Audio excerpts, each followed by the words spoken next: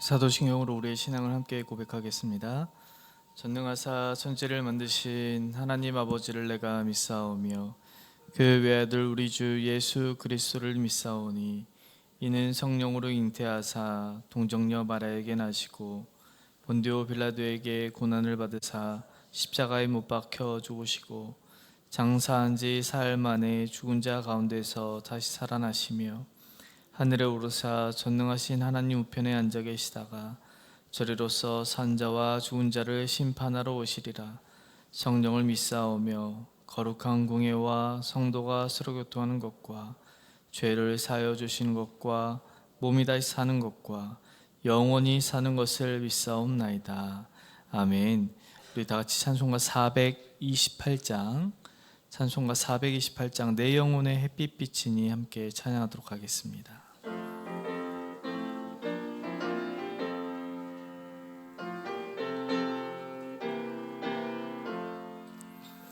내 영혼의 햇빛 비치니 주 영광 찬란해.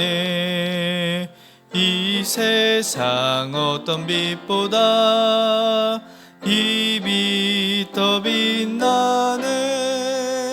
주의 영광 빛난 광채 내게 비춰 주시옵소서. 그 밝은 얼굴 배울 때 나의 영혼 기쁘다. 내 영혼에 노래 있으니 주 찬양합니다. 주 귀를 기울이시사 다 듣고 계시네. 주의 영광 빛난 광채 내게 비춰 주시옵소서. 그 밝은 얼굴 배울 때 나의 영혼 기쁘다.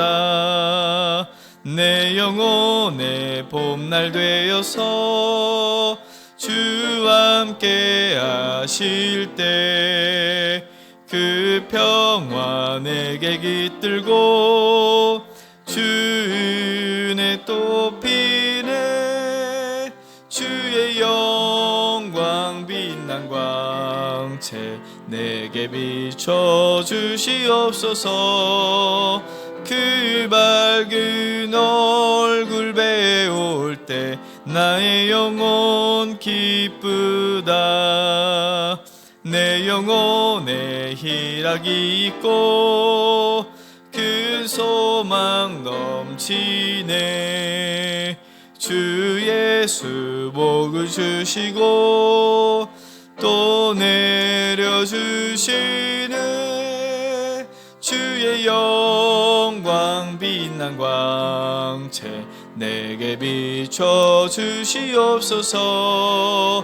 그 밝은 얼굴 배울 때 나의 영혼 기쁘다. 아멘. 이 시간 함께 나눌 하나님 말씀 열왕기 하 4장 38절에서 44절까지입니다. 열왕기 하 4장 38절에서 44절까지 저 한 절 여러분 한 절 마지막 절 합독하도록 하겠습니다. 열왕기하 4장 38절입니다. 엘리사가 다시 길갈에 이르니 그 땅에 흉년이 들었는데 선지자의 제자들이 엘리사의 앞에 앉은지라. 엘리사가 자기 사환에게 이르되 큰 솥을 걸고 선지자의 제자들을 위하여 국을 끓이라 하매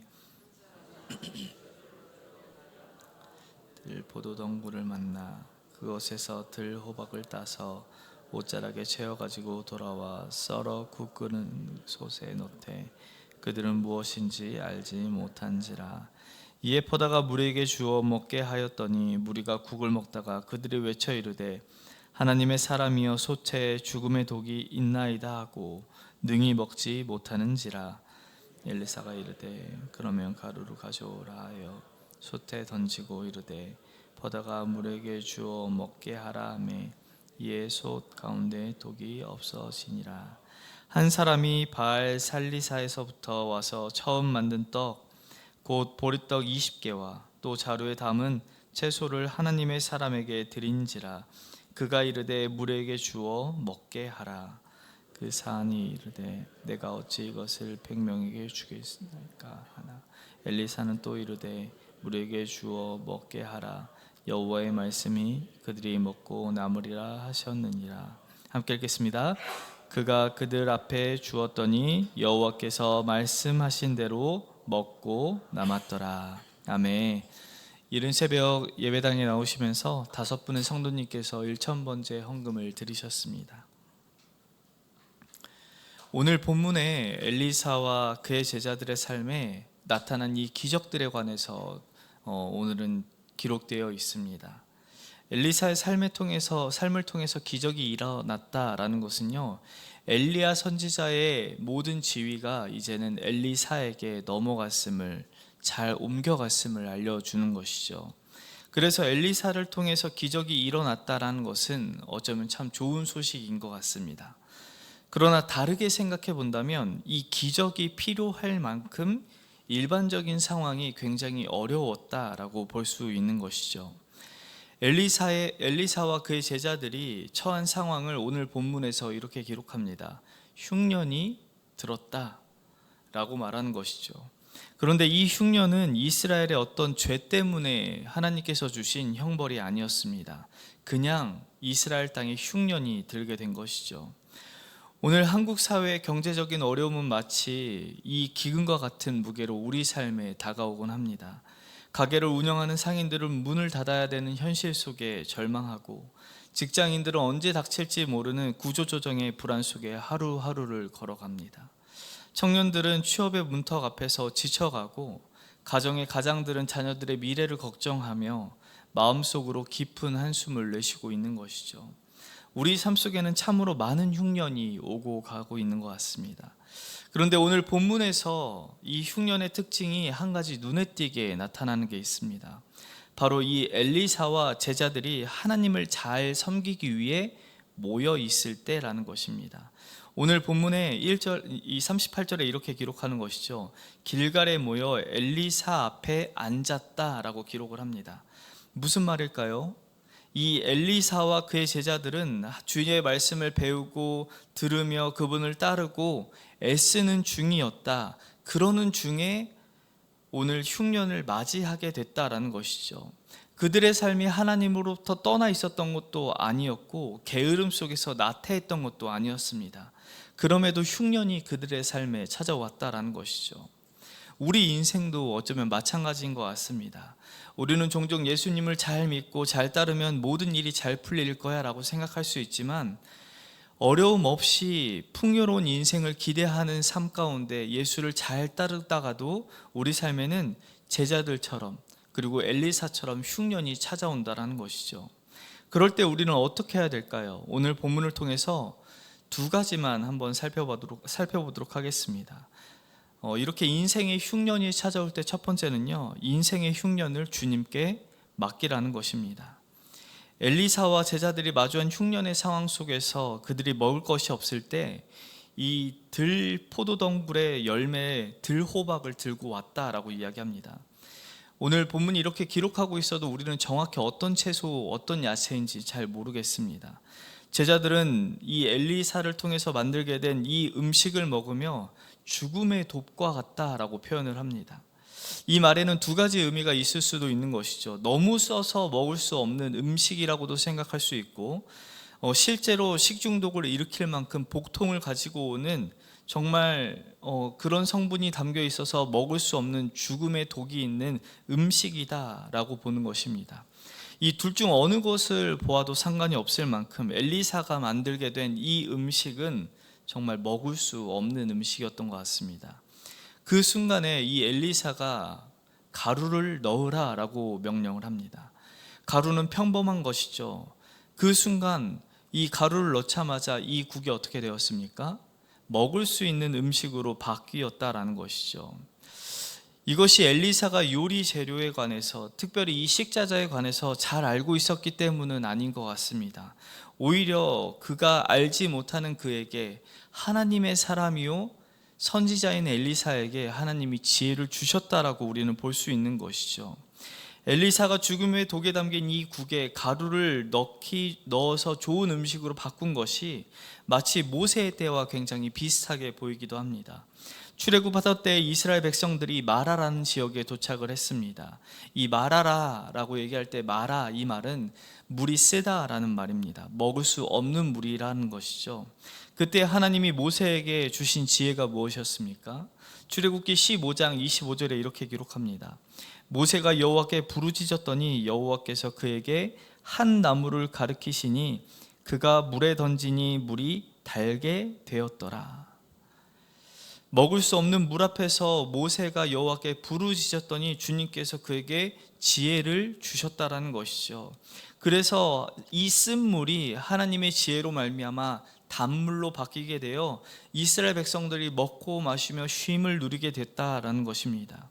간혹 모세가 이 물에 담긴 성분과 이 나뭇가지의 성분이 어떻게 섞였을 때 단물로 바뀌는지를 알고 과학적으로 나름 풀어서 이야기하시는 분들이 있을 수 있습니다. 그러나 이 엘리사의 사건과 오늘 모세의 사건, 이 두 가지 이야기의 초점은 어디 있느냐? 이 사람들이 잘 해냈다가 아니고 하나님이 그들에게 지혜를 주셨다라는 거에 초점이 있다라는 것이죠. 다시 말해 모세가 쓴 물에 나뭇가지를 던져 그 물이 단물로 바뀐 것처럼 이 죽음의 독이었던 이 국에 가루를 넣음으로 음식이 되게 하신 것처럼 하나님이 우리 삶 가운데 필요한 모든 것을 언제나 준비해 놓으신다라는 것이죠. 우리 인생엔 어려움이 찾아오고 힘듦이 찾아오고 이제는 먹을 수 없을 만큼 인생의 쓴맛을 느끼고 있을 때, 복통을 유발하고 있을 때 하나님께서는 우리가 알지 못하는 방법으로 우리를 이끌고 있다는 것을 이야기하고 있습니다. 우리가 할 수 없는 것을 하나님이 하신다라는 것이죠. 우리가 이해할 수 없는 상황 속에서 주님은 길을 열어 가십니다. 인생의 흉년이 우리 앞에 닥쳤을 때 우리는 어쩌면 그 문제를 해결하기 위해 애쓰고 노력하는 것 매우 중요합니다. 애쓰고 노력하셔야 됩니다. 그러나 그 전에 우리가 가장 먼저 생각해야 될 게 무엇이냐? 내 모든 상황을 주님께 맡기는 것입니다. 주님께서는 우리의 문제를 아시고 우리가 생각한 것보다 훨씬 더 나은 길, 우리는 알지 못했던 그 길로 우리를 인도하신다라고 믿고 우리 인생의 흉년을 주님께 맡기는 우리 모든 재가족들 되길 간절히 소망합니다. 그런가 하면 둘째는 흉년은 나눌 때 오히려 풍성해진다라는 것입니다. 오늘 본문에서 이 흉년의 때의 첫 수확물을 가지고 보리떡 20개와 채소를 가지고 온 사람이 있었습니다. 흉년의 때에 이 첫 수확물 떡을 만들어 자기가 먹지 않고 하나님의 사람에게 드렸습니다 라고 오늘 고백을 하는 것이죠. 다시 말해 이 하나님의 사람 엘리사 한 사람을 먹이기 위해서 보리떡 20개와 야채를 들고 왔습니다. 한 사람을 위한 양이니 얼마 되지 않은 것이죠. 그런데 이 한 사람밖에 먹지 못할 이 양을 가지고 엘리사가 100명의 무리에게 나눠주라고 명령을 합니다. 엘리사가 그렇게 나누고자 했을 때는 이유가 있었습니다. 43절입니다. 여호와의 말씀이 그들이 먹고 남는다라고 약속을 주셨기 때문이다 라고 이야기하는 것이죠. 우리의 상식과는 반대로 행동하는 주님의 명령이 떨어진 것입니다. 우리가 생각할 때는 내가 가진 것을 숨기고 남의 것을 빼앗고 그렇게 해야만 우리는 먹고 살 수 있을 거다라고 생각을 하는데 흉년의 때에 주님께서 우리로 하여금 움켜쥐지 말고 오히려 우리가 가진 것을 나누라라고 이야기를 한다라는 것이죠. 이 모습이요, 이 구약의 엘리사 때만 나타난 게 아니고 신약에 있는 교회들까지도 꾸준히 나타납니다. 그래서 고린도후서 8장 2절에 빌립보 교회를 향해서 사도 바울이 이렇게 이야기합니다. 고린도후서 8장 2절입니다. 환난은 많은 시련 가운데서 그들의 넘치는 기쁨과 극심한 가난이 그들의 풍성한 연보를 넘치도록 하게 하였느니라. 신약에서 사도 바울이 고린도 교회에 편지를 하면서요, 이 빌립보 교회가 많은 환난과 시련, 가난 속에 있었음에도 불구하고 그들은 자신이 가진 것을 아끼지 아니하고 모든 것을 주님께 드리듯이 이웃에게, 이스라엘 백성들에게, 이 특별히 예루살렘 교회를 향해 연보했다, 헌금을 내놓았다라고 고백하는 것이죠. 어떻게 이 신약의 빌립보 교회가, 그리고 엘리사가 이렇게 자신의 것을 아낌없이 나눌 수 있었던 것일까요? 이 욥이 고백하고 사도 바울이 고백하는 이 고백을 한번 들어보십시오. 이는 만물이 주에게서 나오고 주로 말미암고 주에게로 돌아감이라. 그에게 영광이 세세에 있을지어다. 아멘. 모든 것이 하나님으로부터 왔고 하나님이 주신 것이고 앞으로 하나님이 주실 것을 알고 있기 때문에 구약의 성도들도 신약의 성도들도 자신의 소유를 아끼지 아니하고 환난 중에, 이 극심한 흉년 가운데 삶 속에서 자신이 받아 누린 것을 다 나눌 수 있었다라고 이야기하는 것이죠. 오히려 나눌 때 하나님께서는 풍성하게 하신 것을 모든 성도들이 보았다라고 기록하고 있는 것입니다. 그래서 우리가 어릴 때 즐겨 불렀던 찬양 중에요, 이 사랑은 참으로 버리는 것이란 찬양이 있습니다. 가사를 읽어드리면 이렇습니다.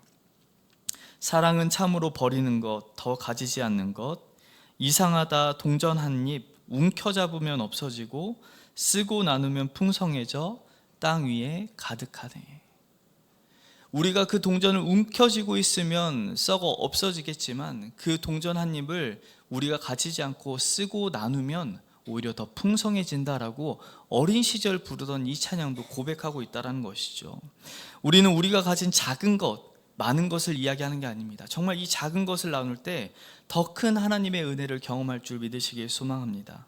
우리 삶 속에서 소유한 모든 것은 사실 우리의 것이 아니라 다 주님으로부터 온 것입니다. 내가 가진 것이 내 열심으로 일한 대가일 수도 있습니다. 그러나 이 모든 것도, 내게 주어진 시간도, 내가 일할 수 있는 여건도 다 하나님의 은혜로 주어진 선물이다라는 것이죠. 그렇기 때문에 하나님께 다시 돌려드리는 것은 결코 손해가 아닙니다.